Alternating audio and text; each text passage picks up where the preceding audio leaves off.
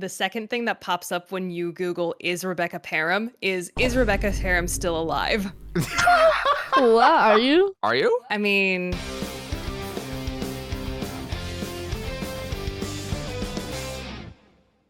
Welcome everybody to the Voice Chat podcast. My name is Mars from TheAMaazing. I'm Laddi. I'm Rushlight Invader. hello, I'm Rebecca Parham of Let Me Explain Studios. Welcome, Rebecca. Ooh. Ooh. We're doing an ASMR thing, right? That's what this is about? Yeah, yeah, we yeah. have a podcast. All right, Yeah, go perfect. ahead. Yeah, I'm on the right podcast. Perfect. Yeah, you do your first ASMR bit. Go ahead. Wait, what? Yeah, you do the ASMR bit. Go ahead. Oh, yes. Hello, my geeks and peeps, my explainers and entertainers, my little oodle lollies. I have a wow, container okay. next to me. Your audio is actually way too crisp, so that was like, I don't know, something happened there. I didn't like it. I made you feel feelings that you're not used to. There you Yeah, go. do some ASMR too. And, I mean, I've been told I have the voice for it, so I could definitely do it, but I don't know how popular ASMR is these days anymore. No, listen, I can outdo you right now. You ready? Yes, Oh, no. please. Show me. Here we go. You like that? Was that good? Was that good, No. guys? Did you like No, that? I didn't like that. How about I just this? want chips now. It was chips. You're a So gamer funny. ASMR. It's just chips crinkling inside. Hey guys, welcome to Bush Chat Podcast. How's it going? Welcome everybody. Well, actually, sorry, I forgot. The shout out to all of the patrons and channel members. That are on the Hi, screen right now. patrons. Hi, channel members. Especially to Hyacasm, Pure Spirit Flower, Joseph Baelish, Roop, Joshua William Spencer, and last but not least, Asba1512. Thank you so much for all the patrons. If you want to support the Voice Chat podcast and be involved in making these podcasts, as well as get access a week early, please consider being a patron or channel member, or else you'll miss out on all this amazing ASMR that we have. Yeah, you don't want to miss out on that. Mhm. Pure quality. Now, welcome, Rebecca. Thank you so much for coming on. Not a problem. Happy to be here. Not for the ASMR, for just We could. discussion. I mean, you could. We Yeah. could be ASMR the eepisode. The whole episode is just us doing our best ASMR. Just for 60 minutes straight. Just, And at the very, Oh my very God. end, we just like put on a blowhorn. just destroy their ears. That'd be so funny. That would be so That'd be funny. Hilarious. You'd lose all your subscribers. Okay, that's Yay. an April Fool's idea right there. We will. Rush hates that. Every time I make a joke about like when they like destroy the ears and they have like reverb and everything, I hate it. Rush hates it every single time. I hate it. You have sensitive ears, Rush. Ears. I can barely understand people that is already. I'm gonna go more deaf. I don't want that.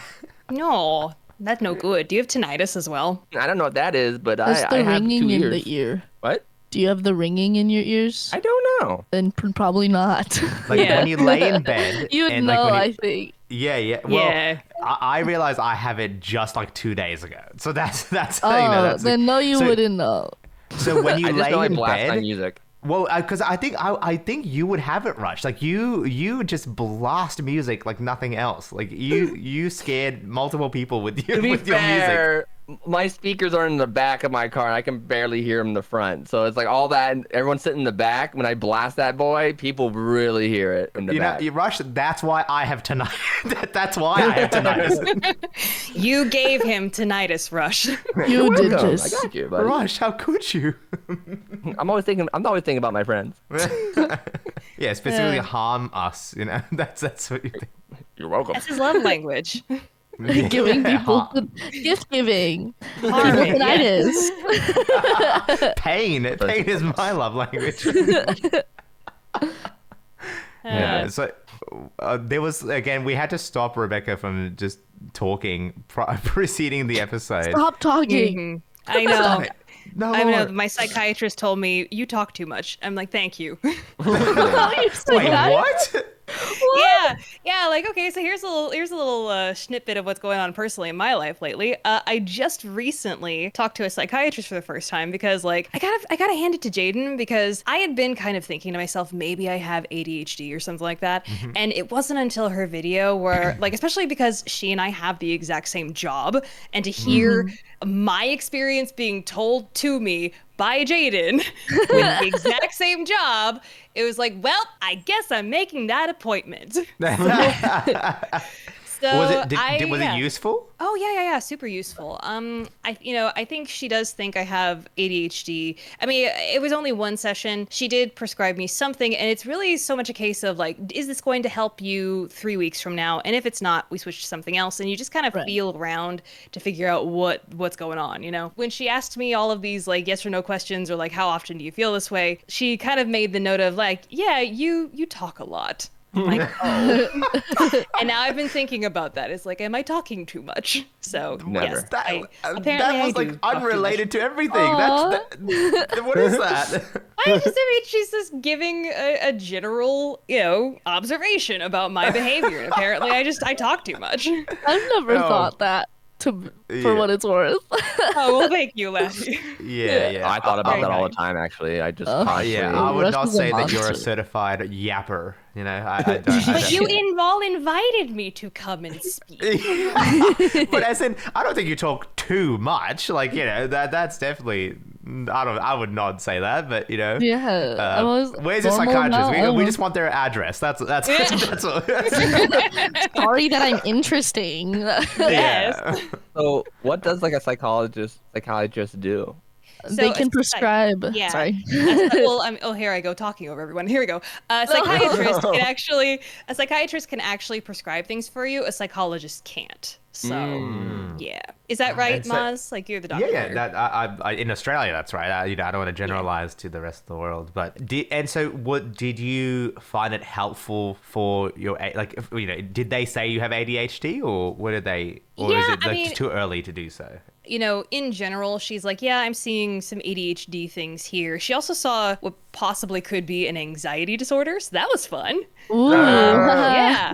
So I got prescribed something to kind of work on the anxiety disorder first to see how that possibly affects ADHD. So yeah. Right. Yeah. Because one could be like messing with the other and back and forth. And this is all like very speculative because I've only had one appointment. Yes, only one chance to talk. But like, I mean, I want to destigmatize it. Like if I have the opportunity to kind of show, hey, this is the very beginning of it. And it's going to be a lot of like trial and error. It's going to be going a lot of back and forth. They can't really diagnose you like definitively in the first go. And some psychologists, some psychiatrists do it differently. Like they won't actually prescribe you anything until multiple visits. So just kind of information out there that might be useful for some people who might be thinking, oh, I've heard about ADHD and it sounds very familiar to me and so on and so forth. So yeah. And I guess just share what you're comfortable with. But what made you think what for you specifically? What makes you think you've got ADHD? Digging back into my childhood, I would say a lot of my behavior back then, but it really only came to light recently when I moved into my own house. Like a couple of years ago, I bought a house and I live alone and I work out of my house, and it really changed the way I work, because I used to like be in an actual office setup with people around me, and it was this weird thing of like the peer pressure of people knowing that I come in every single day at a certain time and I'm the last person to leave at this office building. It was kind of like what I've heard called body doubling, in which if someone is in the room with you, they don't have to be helping you with the task. They could just be sitting there doing their own thing. But as long as they're in the room, it makes it easier for you to actually focus on your task. And that felt very familiar to me. Some people say that that's what they experience with their ADHD, and that felt very familiar. So when I no longer had like the person in the room with me, i.e. the other people in this building with me, it became so much harder to focus. And so that was kind of like hint number one. And it was just this thing of like having 12 different thoughts racing in my brain at every given moment, like 5 on a good day, 30 on a bad day. And I kind of have been beginning to realize that I have been tolerating and masking just a general level of discomfort my entire life, and I didn't even know that because I didn't know what normal felt like. I didn't know what neurotypical felt like. I thought everybody was just a little bit anxious all the time. So yeah. Wait, where is it? We're not meant to be? Wait a minute. Yeah, Wait. apparently we're not meant to like be at a mid-level of anxiety 24/7. Oh, So, yeah. Jesus. What? Crazy. Like, No. Yeah, and I really should have figured it out earlier because I do this thing with my hands whenever I'm like deep in my daydreams and when I'm like really thinking about like the next video idea. I like shake my hands really vigorously and it's great to keep a carpal tunnel away, but it's just like it's one of my little ticks. Yeah. So. And I guess we spoke about it before the podcast, but it's with animation and specifically being the boss of the entire process and having to coordinate the entire script, audio recording, thumbnail, etc. Do you think all of those and managing all of those is worsening that ADHD like tendencies, like having to juggle all of those aspects at once? I don't really know. Because animation has always been just keeping a lot of plates spinning and doing a lot of different jobs. And I was doing that pretty well in school and in college. And I was doing that pretty well at the beginning of my animation career. Like the main thing that I have seen as the thing that has been triggering the problems with my ADHD is the fact that I no longer have structure. The structure that is imposed upon me by other people. So I don't think it's really a case of like my job involves many different types of tasks that I have to balance because I've been doing that for forever. And that's really like not a problem to me because I kind of like that aspect of animation. But yeah, and I don't think that's too much a part of the problem. I think it's just a general anxiety and lack of structure, I'd say. I think that sounds pretty reasonable. I think sometimes I do wish I had an overarching somebody just tell me what to do, when to do it, like, hey, here's a deadline, 10th of whatever. I'm like, okay, great. And so just because I find, for me personally, when I have to deal with everything solo, I find it hard to just keep track of everything at once, and I have to like write down everything and set my own deadlines, and sometimes that can just fall through the wayside. And sometimes having, when I go back to my medical work and there is a boss and they're like, hey, can you do this? I'm like, yeah, thank you for telling me what to do. I kind of need that.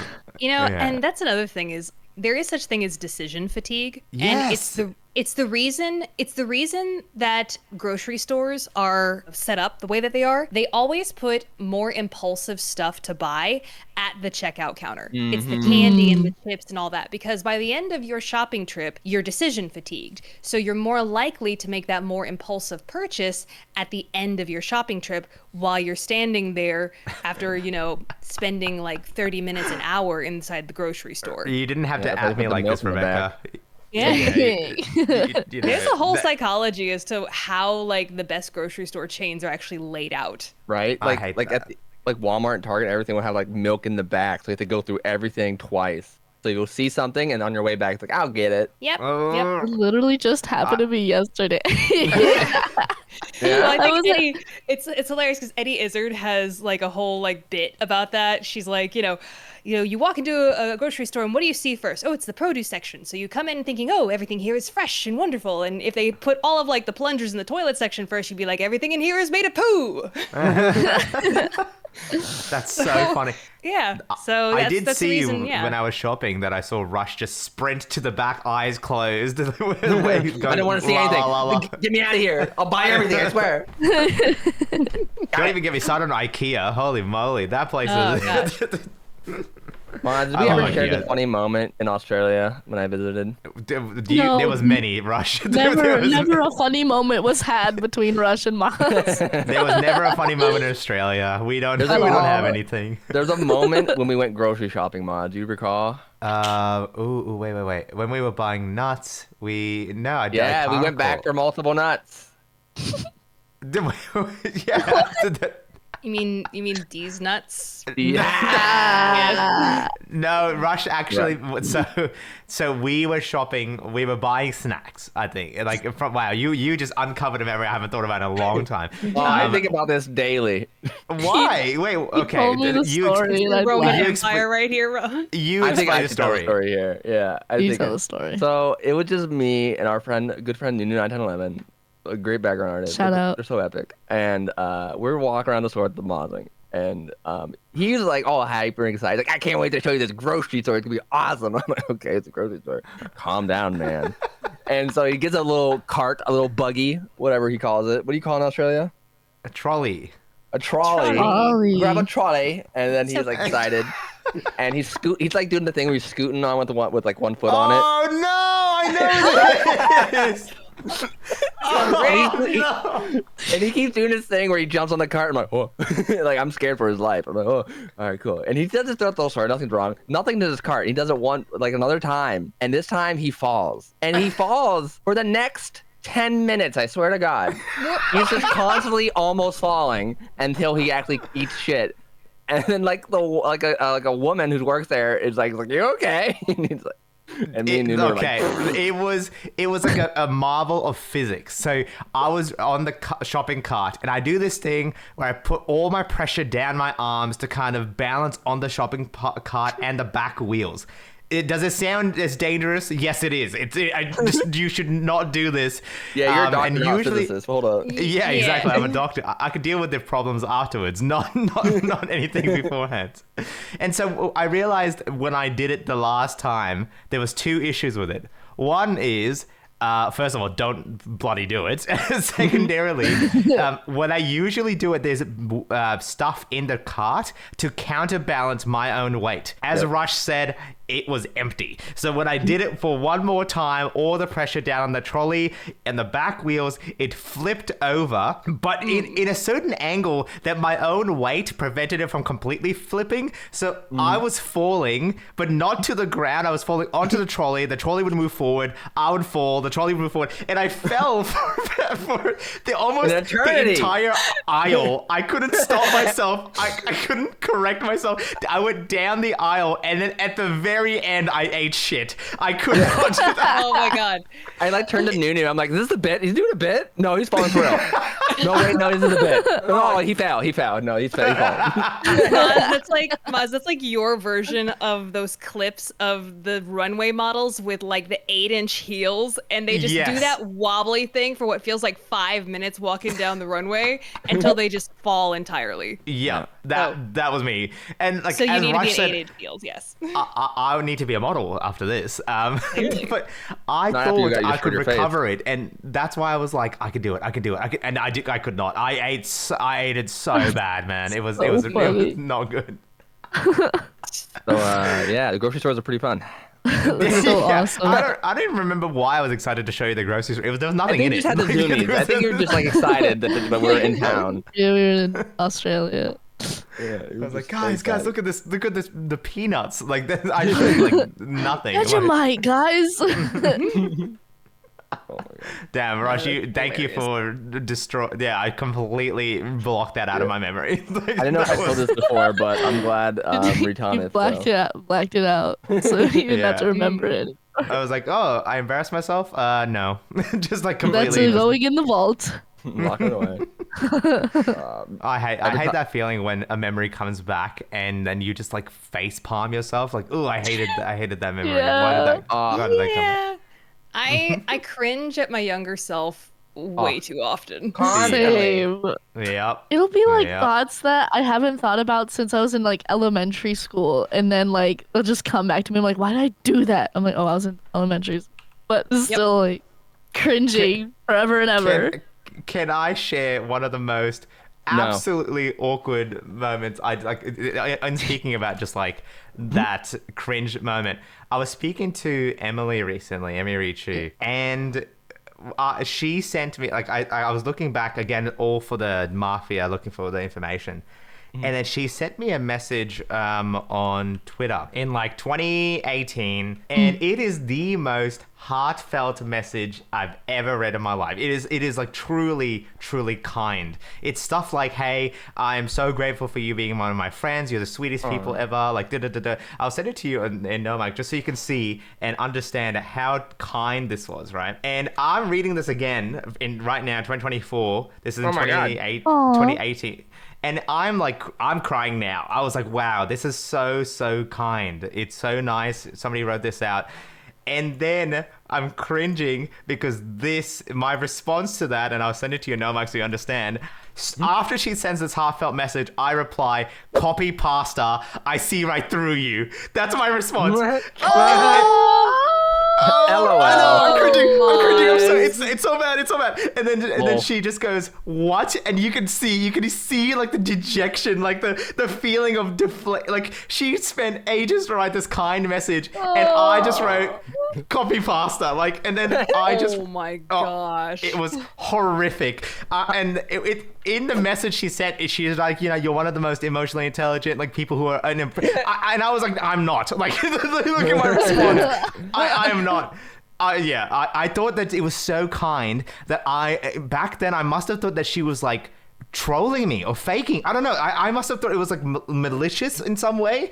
And so I was like, no, this can't be real. This is copy pasta. Like you've I don't know. Like I just completely negated it. And then reading that initial response and me crying to it, then scrolling down to read my past self's response, I hate myself. Like it made me so, yeah, it was just. And that's why you guys aren't Trust friends issues. anymore. Yeah, You're past just Mars.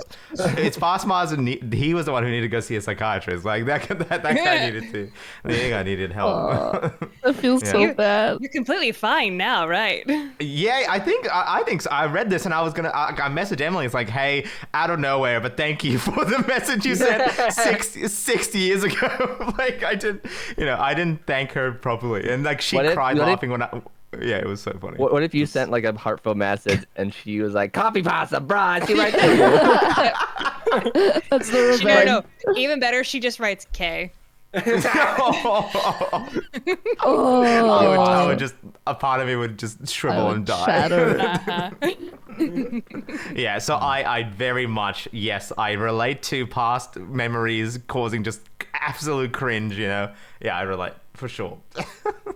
I love cringing. Love it. I cringed at myself the other week. Do tell.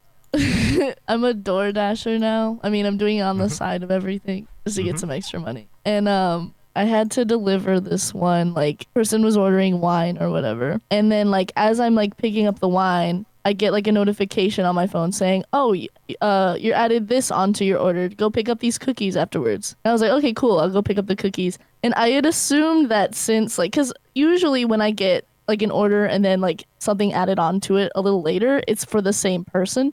So yeah, so like I go to deliver this alcohol to someone, and I'm like lost because the GPS, DoorDash's GPS, is garbage. So it like led me a whole like block away and a street like over from where the destination was. And so like I had a texting like thing with the person I was delivering to, and then she sent me a screenshot of where she actually was and where I was, and I was like, oh, okay, I'll just drive over to you. And so I headed over there. I very quickly, like, I had like both the cookies and the wine in my hand. I like throw them in the car, and I really quickly, like, panickingly, like drive over to where she is.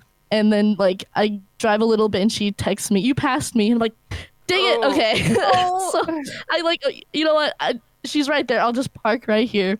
And I run over to her with the wine, and I'm running all the way down because she's freaking like far now. And I give it to her, and then she's like, oh, thanks so much. And I'm like, I'm so sorry about that. Like the GPS like led me astray. And she's like, nah, don't even worry about it. I understand. GPS is stupid. And she was really sweet. And then I delivered it to her, and I was like, okay, I left the cookies in the car. I'll go get them real quick. So I run all the way back to my car without like giving her a chance to say anything. I'm running all the way back, and I'm about to like grab like the cookies out of my car, and then she tells me, I didn't order any cookies, by the way. No, like she yells all the way, and I'm like, oh, okay then, bye. And she was like, bye, thank you. And so I'm like, okay, well, I'll just go deliver these cookies to the next customer then. So I go inside the car to look for the cookies, and the cookies aren't there. And I'm like, where are the cookies? And I realized, I remember right before I like panickingly got into the car to drive over, I had left the cookies on top of the car. So I'm like, I'm panicking. I'm going right back to where I was. Like, I'm reversing. The tires are squeaking a little bit because I'm like, ah! And I find the cookie, like the box of cookies. This is kind of like a pizza box, but it's like a rectangular. I find it face flat, like down on the floor, like they've fallen over. And I'm like, and I can't like open the box because then it would break the seal, so I can't check on the cookies. So I'm like, okay, I just picked up the box, drove to the next person's house, and handed it to her, and she was really sweet too. And I was like, here's your cookies, and she was like, thanks, and then I ran away. Oh my god. I would run too. Yeah, just run. Just gotta get out of there. So hopefully, I don't know, she might have had broken up cookies, but she got them. I'm like shriveled. Like the secondhand cringe is so real. Oh It's gosh. just a series of like goof ups. I It's just think everything after that could go dash- wrong did go wrong. Murphy's Law was in full effect right there. That's like a video right there. Yeah. That's just like every single element that went wrong did go wrong. That is oh, I hated That's that. just one time. Rip around, I hated that. Yeah. Me too. Yeah. Whoever ate the cookies hated that too, you know? Yeah. After that, I think I was like, I think I'm done dashing for the night, and I ended and went home. You just quit your job. You're just like, you know what? Just quit. You made yourself cringe so hard you just quit your job. You know? Yeah. You ever have one of those days, bro? I'm firing myself. Dude, relatable, guys. Relatable. Don't even get me started about my medical. Just like, Oh, yeah. no, kidding. One time I dropped a patient. I didn't want to unseal him, so I just let him be. Oh gosh, no, we don't see much here. So I'm safe. I'm safe. Good. Dude, You should you know how when people wheel in people like from the ambulance into a room, you should do like a wheelie on that, like the grocery cart. You know what's so funny? I have a fear of injuring myself in any way and having to go to my own hospital. Like that is like a legitimate fear that I have. Man. And Or that do you not trust your coworkers, or what's up? No, it's just like, you don't, it's just awkward. You Yeah. go through the system, and it's the people that you work with who have to like talk to you in like a professional way, even though you kind of know them. It's just like, it's just weird. It's like Yeah. if you're serving at a restaurant and then your parents walk in, right? You're just like, oh, like you can do it. It's just like, oh, why? Listen, You know that. Listen, Yeah. Maz, if I were your coworker and I learned that you busted yourself up doing a wheelie on a grocery cart, I would never let you live it down. Oh, Facts. 100%. 100% that would happen here. Yes, that is why, yes, you should not go to your own hospital. Yeah, they would not respect you anymore after that. Even seriously, doctors are so avoidant about that, to the point where one of my friends, she was playing like netball, which is like, I don't know if America has netball. It's like volleyball. No, it's like, sorry, basketball. Badminton? No, don't. It's like, imagine basketball a bit simpler and for women. That's netball. And so she was playing netball and then broke her pinky. And she was one of the doctors. She is one of my colleagues, and she's like, man, I really don't want to go to the emergency department. So then she just fixed it herself. She's like, you know what I would do if I was there is put some anesthetic and then fix the pinky. I don't have anesthetic, and then she just yanked it and just fixed it and then buddy taped it with her ring finger. And it was just like, all right, so this is what it would have been done anyway, so I don't need to go. And I was like, Jesus Christ, are you sure? Wow. Look like Bear Grylls over here. I What's mean, going that's on? kind of awesome. Kind Yeah. of, yeah. You're a little If bad. you're like an Hardcore right emergency, there. seriously, like I had an emergency doctor who went rock climbing, split open his hand, and he's like, we would wash this and then suture it. I don't have a suture, but I've got super glue. So he just super glued his skin together as he would. Wow. Basically. That's so awesome. That's Australia. It's just a Australia. Yeah. We're I'm glad that we're getting dominance in everything. We won sports last year for cricket. So shout out to America now getting cricket. Like, what's with that? Shout out to cricket. Shout out to cricket, dude. We love cricket. And then I also we had them on before, but we're getting dominance in. I hated that, Rush. What you just did there. No one Timing knows was that. awful there, Rush. No, Sorry. Yeah, I hate it. Yeah, I it was typing- the moment passed like I 3 seconds I typed after the you did cricket it. sound effect and it took forever. I think honestly, some people will laugh because of how like untimed it was. Like at the end of the podcast, you better play some cricket, just some cricket noises. And so Australia is also winning in the animation department, and I want to wrap around to Bluey. Okay, Yay. I want to talk about Bluey. I know James talked You mean about Blue's Bluey. I Clues? know Alyssa's into Bluey. I fucking love Bluey. Wait, I love. He's so Bluey. good. wait, Maz, I are you talking about love- Blue's Clues or? No. Rush, leave. Get out. I hate you. That wasn't even a good Uninvited Rush. joke. To me, it was funny to me. It was just Don't a worry blue about it. dog, and so he was, anyway.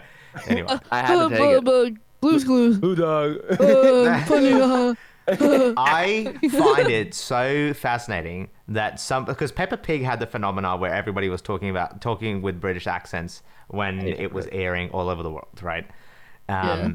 And then what's crazy to me is that one of the lead animators from Peppa Pig made his own show called Bluey, and now that's become the new cultural phenomena, where everybody has airport. We're going to the airport, And then similarly, like, I don't know if you guys heard about this. Like, I love hearing about how successful Bluey's getting, but about 20 to 25% of everyone who gets Disney Plus does it to get Bluey. Like, it's Yeah. one of the most popular things on the platform that Disney does not own. Yep. Yeah, I love that. I think they actually missed out on the merchandising rights as well. Yep. I think they're probably negotiating, like they're like hardcore trying to negotiate for that. Because could you imagine if Disney actually had full control over making Ew. Bluey merchandise? It would be No.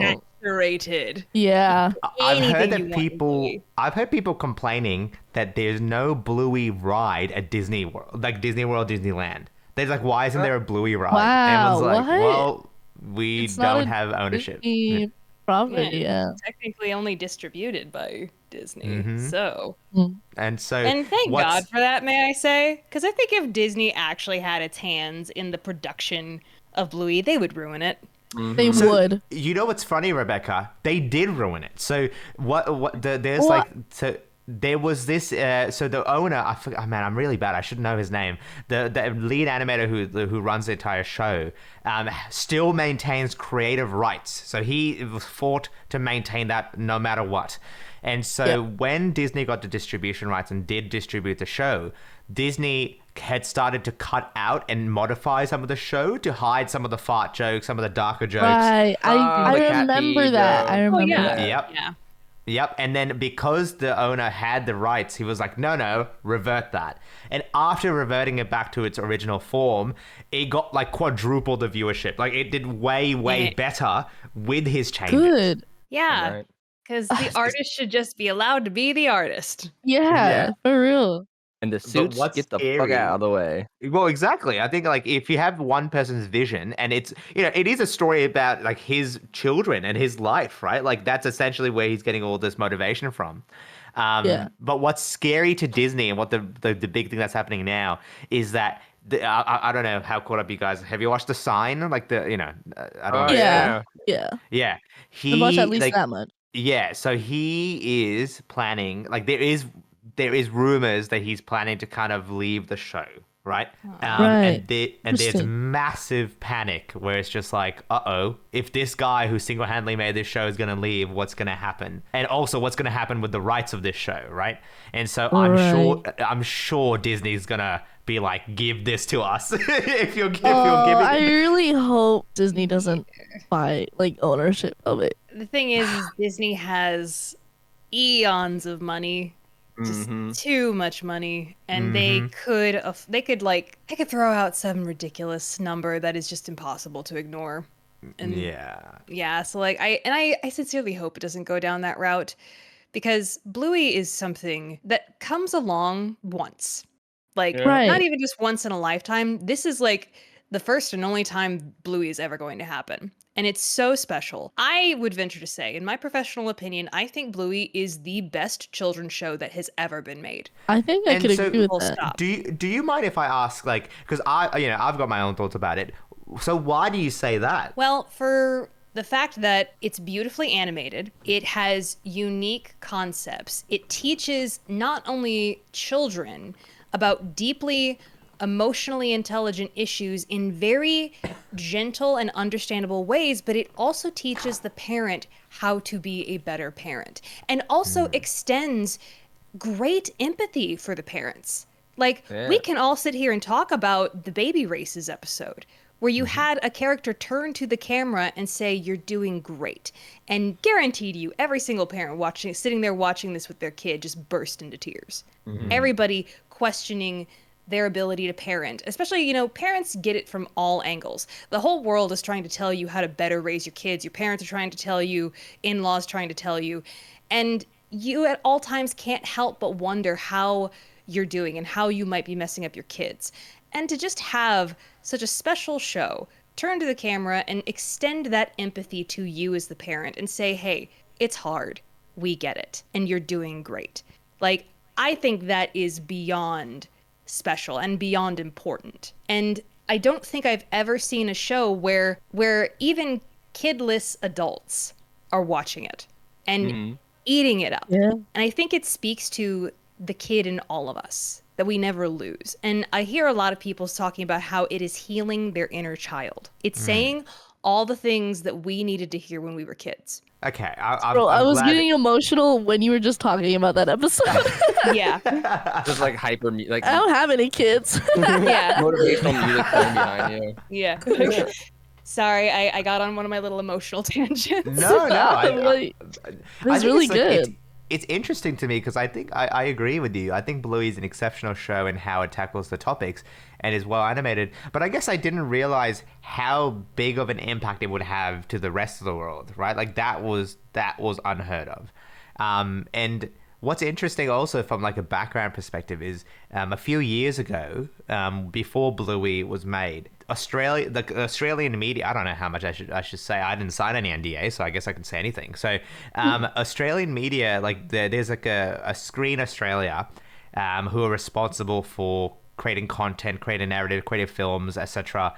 And they essentially reached out to essentially all of the Australian animators, YouTubers, full stop, to see if they can bolster up more like media films from Australians, right? So that we can be known for our media at that time. And because of their like support, their grants, people like Raka Raka, who made a film with A24, that horror movie, like Call Me By like the Hand one. I forget the name of it. Yeah, I saw that. It was great. It was a great movie. First of all, shout out. Like, it was a phenomenal movie. But it's pretty scary. If you don't like horror, don't watch it.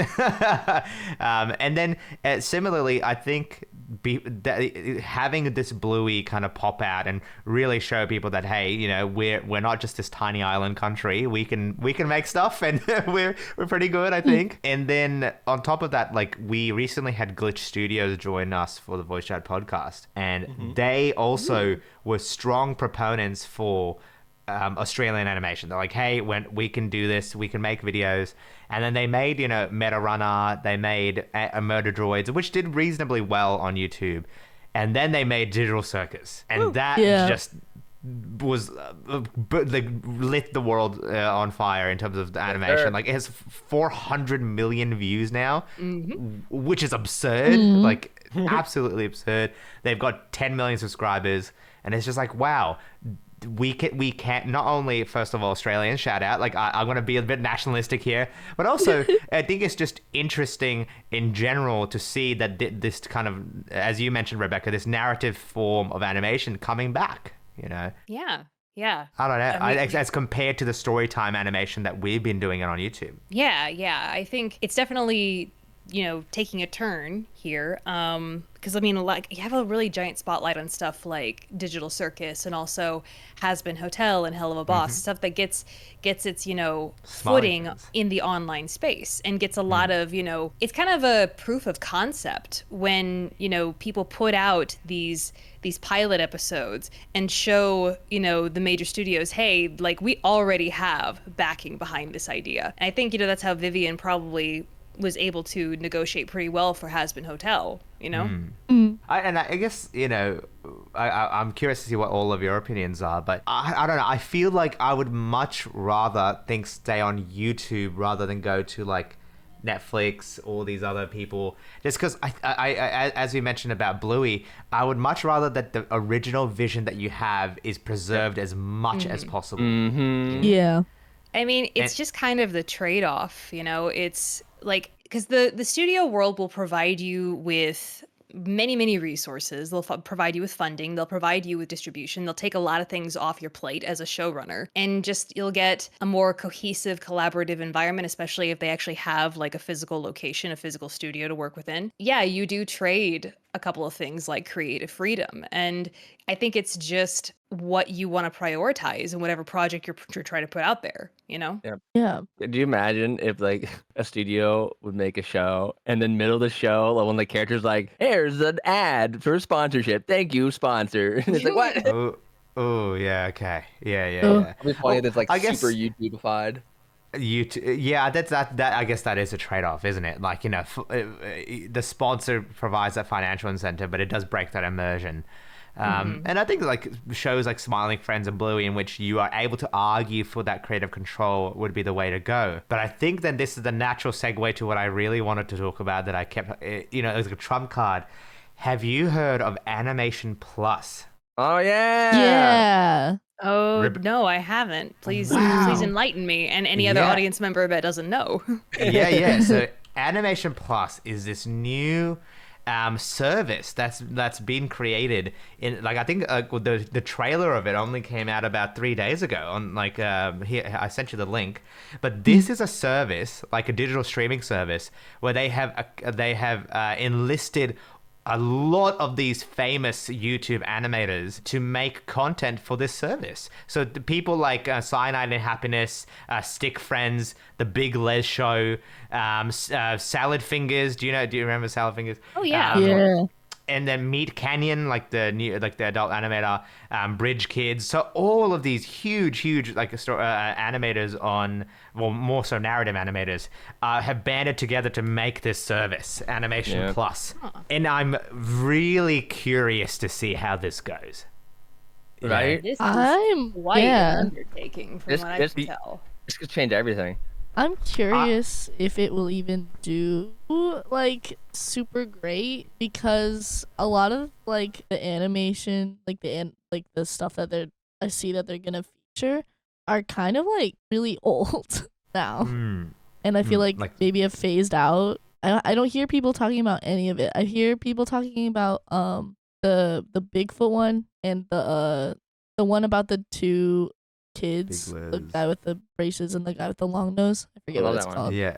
That's Yeah, all yeah. I've like heard about recently. All the other stuff like Salad Fingers and like Cyanide and Happiness, like I have not personally heard anyone talk about those. Well, I mean, I wouldn't say that that's hugely important in providing animation services or creating new things. I think it's just a case of these are legendary creators who clearly know what they're doing. They have the talent to back it up. They've worked on an online space before, created shows for online space, and they can bring that expertise to the table. And it's not so much about how relevant their most famous work is anymore, I guess.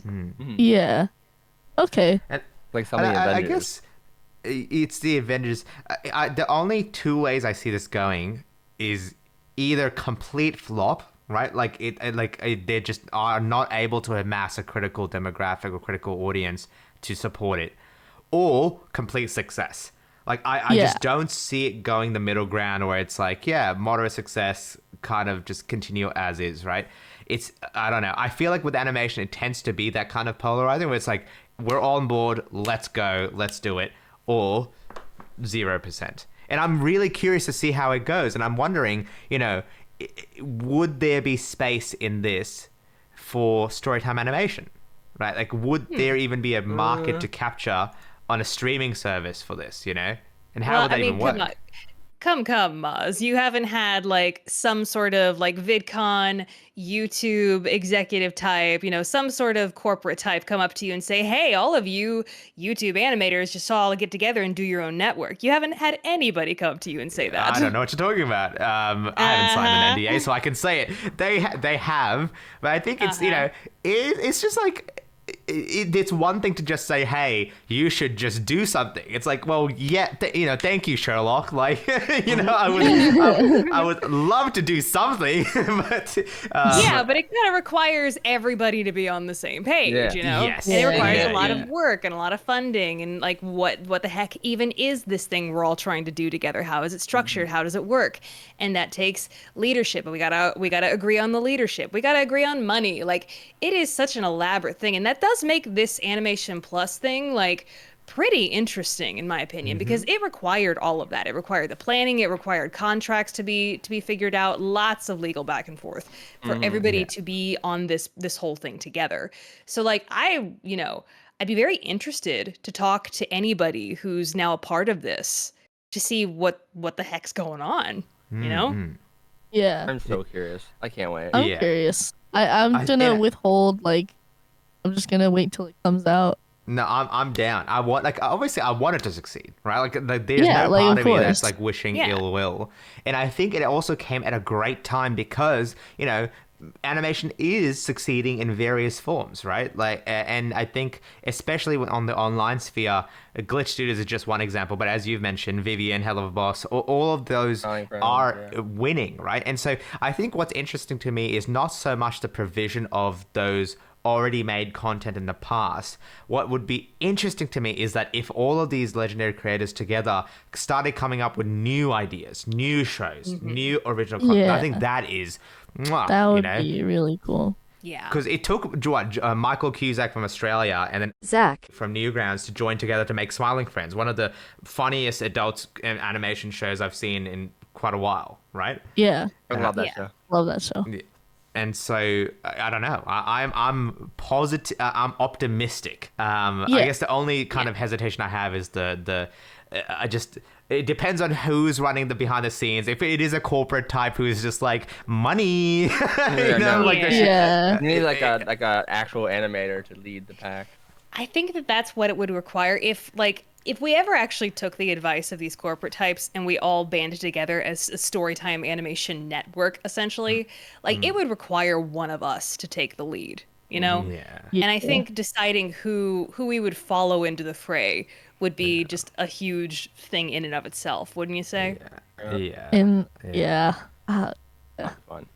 Gosh, I think that's crazy. I can't even imagine. We can't even comment on it. It's such like an undertaking within our own community, Yeah. Let's sit back and think for a second. I will be real. I don't think it would do well. It's just Storytime Storytime animation platform only. And so, why do you say I feel that, like Laddi? the time for that is past. That if there were a time to do a platform like that, it would be like 2018, 2019, back when there's so many people. There were so many Storytime animators popping up, and so many people still really into it. But now it feels a little more like if you don't already have an established audience or whatever, that's kind of it. I haven't seen a lot of new Storytime animators in the style that we do it that have succeeded. There's not a lot of there's not a lot of fresh blood coming up in the ranks. In the established people are doing pretty well. We're still going, but there's not a lot of new talent that's coming up in specifically the Storytime genre, quote unquote. But it kind of goes with what we were saying about how narrative-driven fictional stuff is what's popular right now. And so maybe the idea isn't, to make the same stuff all together as we have been doing. What if all of the Storytime animators put our heads together and made something fictional? Made some sort of series of our own. And I think maybe that would be something that we could all possibly do. I don't know, but you also have a lot of anybody who is a showrunner of their own channel, they are bosses in and of their own right, and they are Yeah.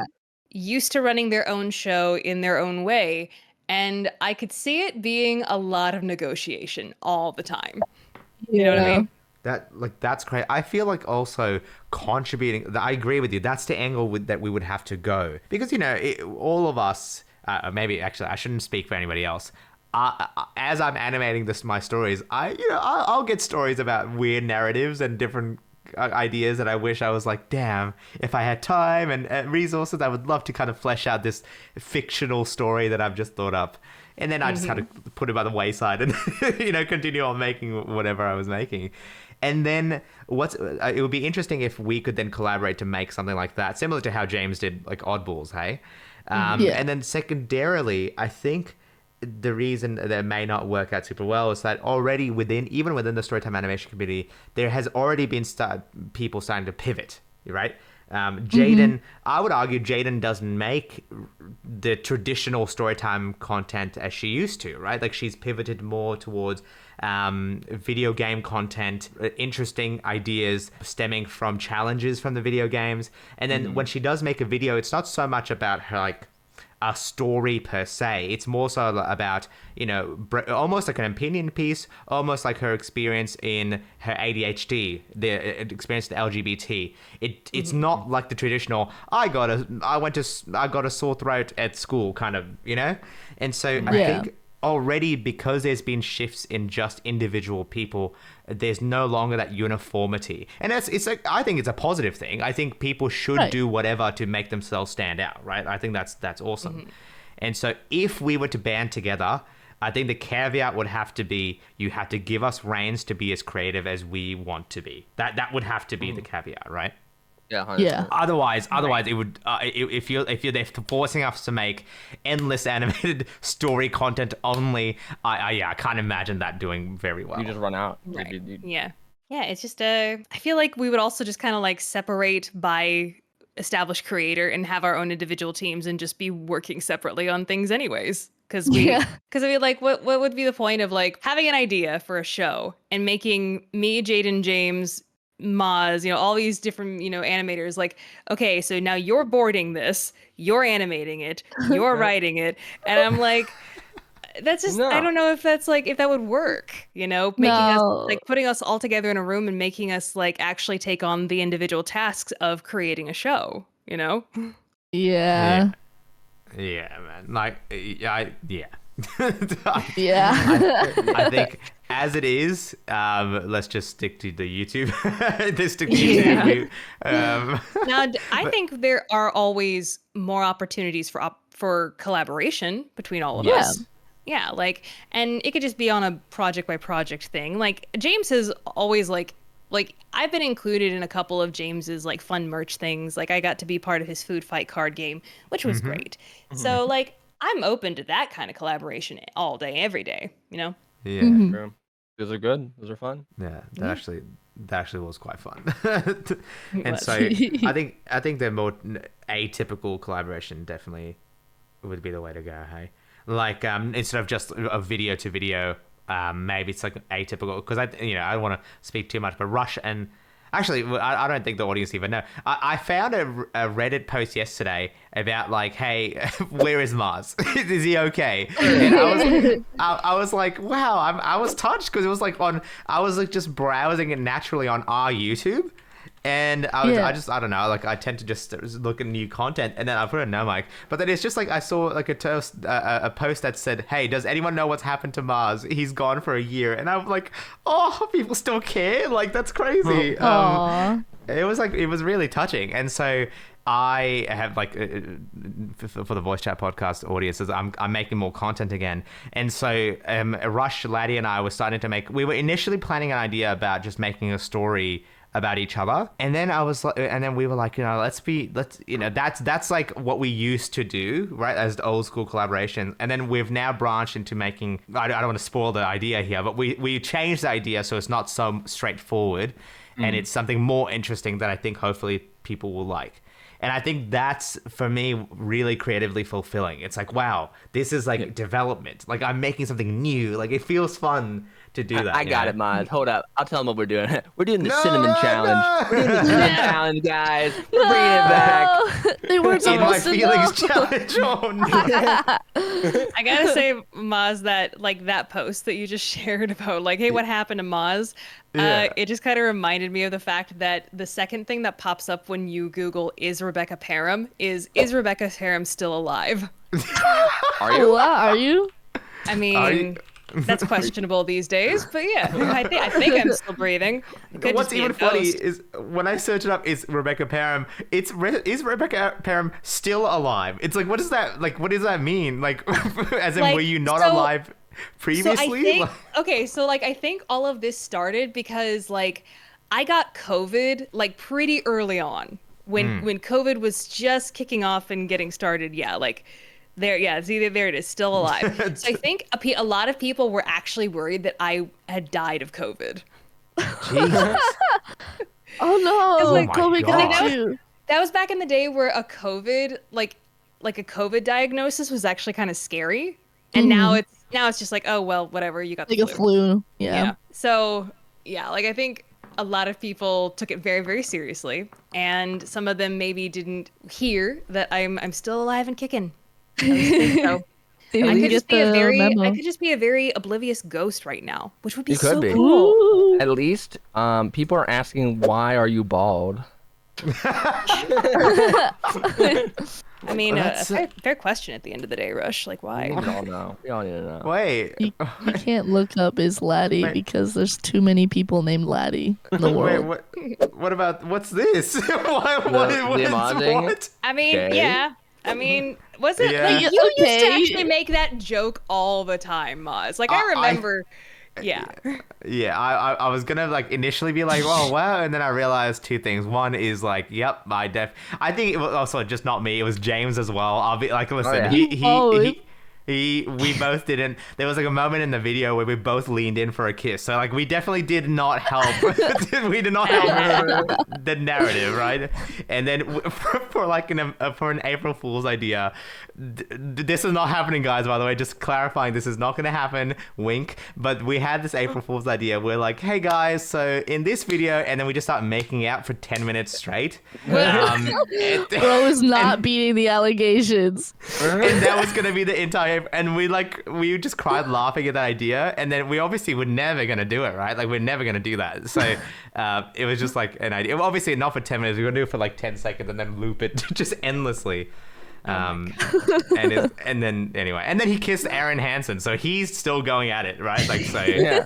I really like it when anybody is just so okay with their sexuality that they're just like, yeah, I'll kiss someone. Like I'll kiss a dude, I'll kiss a Yeah. girl, you know, that kind of thing. So I that think was that's fun. that was exactly my argument. It's like I am straight. There is like you know, to answer this question, is TheAMaazing gay? No, I'm straight. I'm very straight. But because I'm very secure in that, I don't really mind whatever, you know, like if it's just a little peck on the cheek. I was also a theater boy, and in theater and in plays, like we you know, that was just a part of it. So you know, I'll do whatever. And then secondarily, it's Pride Month, so just shout out to Pride Month. Shout out to Pride Month. We love Love is love.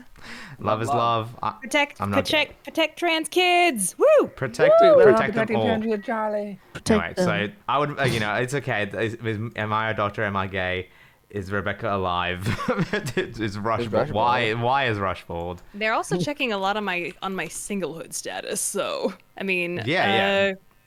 flattering, but I'm not gonna date a fan. Sorry. Yeah, I was gonna say that's probably like a red flag. Oh no, behavior. like I think like there have been cases in the past where like certain online celebrities or certain celebrities in general have actually dated fans, and I'm like, oh no. No. Not that is bad news central. Like I think that's one of the worst things that you could do for both people in the equation is to immediately create that power imbalance in your relationship, you know? Mm-hmm. And they've already, being a fan, they've already put you on a certain pedestal, and that can affect how they conduct themselves in the relationship as well. They'd be less likely to stand up for themselves in the relationship and express what they actually want and need in it. It's just not healthy in general. We could talk all day about how it would be incredibly unhealthy to date a fan, but yeah. Oh, absolutely. I can't imagine anything more like, oh, yeah, just don't do that. And there was like, No. yeah.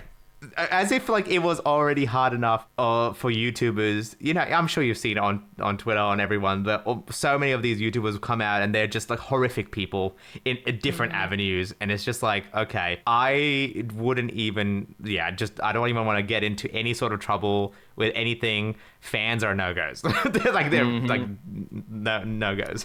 Yeah, I refuse to make any sort of, even just an inappropriate joke with someone who I am not 100% sure of, you know? Yeah. Like, who's not going to take that out of context. Because I think there is just a certain decorum that is required when you are in our position, like when you do have some sort of platform and you do have an audience, you have to be mindful of all of that. And I think any creator that not only doesn't respect it but abuses it, that's just scummy, awful behavior. Not allowed in our circle. Not allowed. Not today. We kick you out. Yeah. Oh, gosh. Oh gosh. Yeah, no, just like, I remembered like whenever I was at VidCon and I was, it's becomes like almost like an art in how to deal with like fans, how to talk to them, and I miss it. That's why I said, okay, I was like, oh man, I miss doing that. I miss saying hello, seeing people. Like, yes, we wouldn't do any of this romantically, but I think as a creator, I miss talking to fans. I love attention. I got to talk to fans at Open Sauce, which Open Sauce. How was that? Yay. Oh gosh, like Open Sauce, I really think. Okay, so do we all know who William Osman is? Yeah. Yeah, I love Mr. William Osman. Yeah, he's awesome. And this is his baby. He and his team have created this amazing convention called Open Sauce. It's in San Francisco, and it is the most fun convention I have ever been to. I think he's, been to a lot of conventions before for people in our space and in robotics, and he knows like what he does and does not like from other conventions. And he has created something that is so fun. It's so grassroots, but it was so instantaneously successful. Like, filled out both venues for the 2 years that they've been doing it so far. And just the growth from year 1 to year 2 was insane. Just it skyrocketed. And what it feels like, way bigger. Like, it used to be like, so they have those piers on like the San Francisco port, and now they're all kind of like empty and they're venues for events and everything. But like they filled out that space, but now they filled out like this Coliseum place that they have in San Francisco called the Cow Palace. Is where they do all their rodeo stuff, and just filled it. And it was insane. It was at VidCon levels as how big it was. Whoa. Dang. Yeah. And what was so wonderful about it is that none of it felt corporate. Not a single ounce of corporate was there. It was love all that.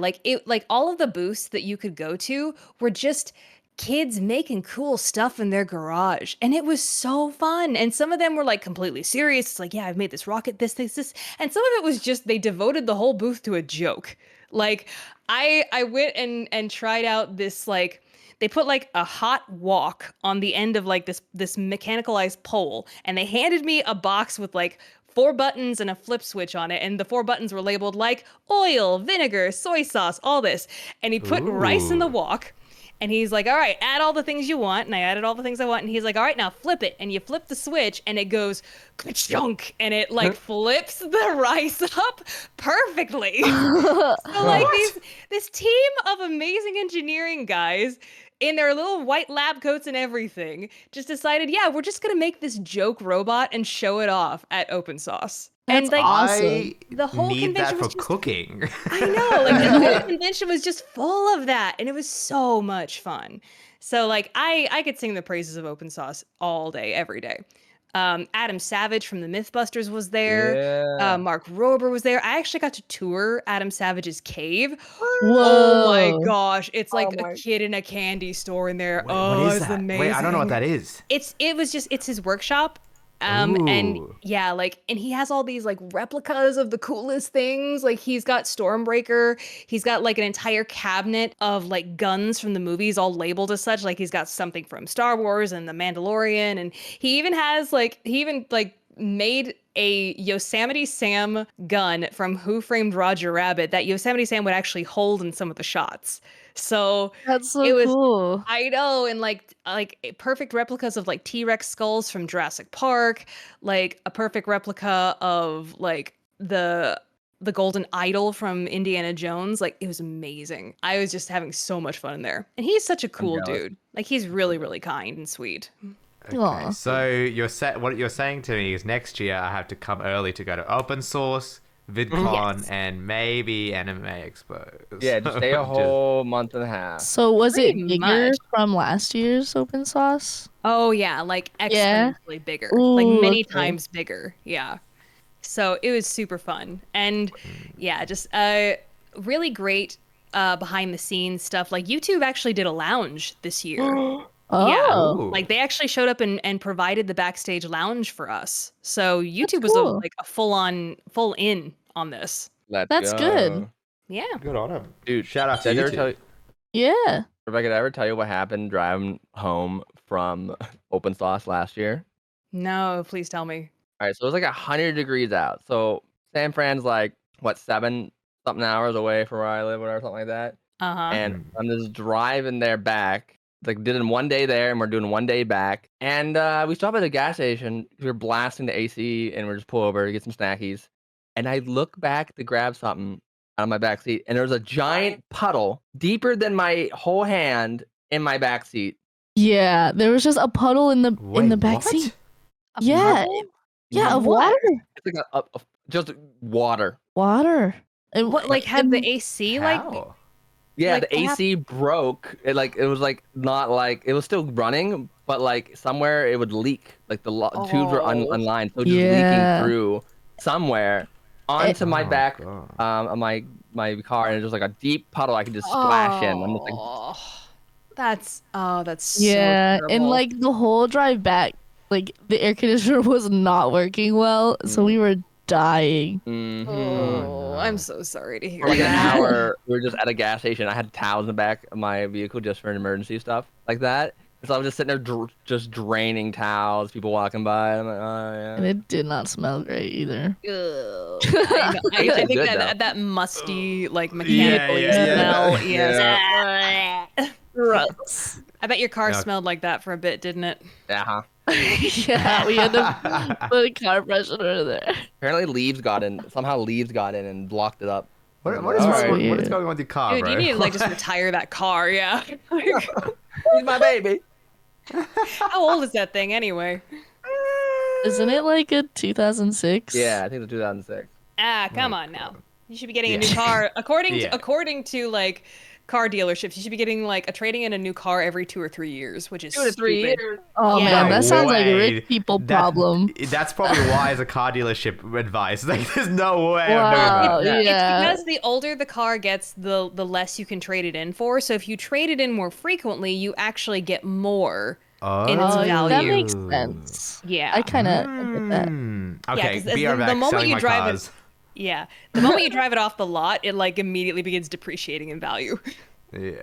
Oh god. Damn. Okay, I'm gonna trade them both. Well, one of my cars. Both of my cars. What was that? I'm gonna trade in my cars. See what we can get. There you go.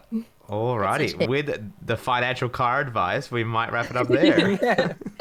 Ah, man, I could keep going for forever. You guys are such a great hang. Aw, I mean, I think We can- we that's really can. that's part of the appeal. We write down a list of topics, but then as I'm sure you saw, we almost always go on different tangents and just go wherever naturally we end up Yeah. going to. Oh, So as we'll just wrap it up there for the audience. But if you enjoyed it and want to participate again, please become a patron or consider becoming a patron or channel member. And otherwise, we will call it there. Thank you so much for coming on, Rebecca. Super appreciate you making that time. Ah, this was so much fun. I'd do it again in a heartbeat. I appreciate it. And otherwise, goodbye, audience. Thanks for listening in. Love you And guys. we'll catch you later. audience. Bye, guys. Bye. Bye. All right, log in off now. Ba-dum. Ba-doop.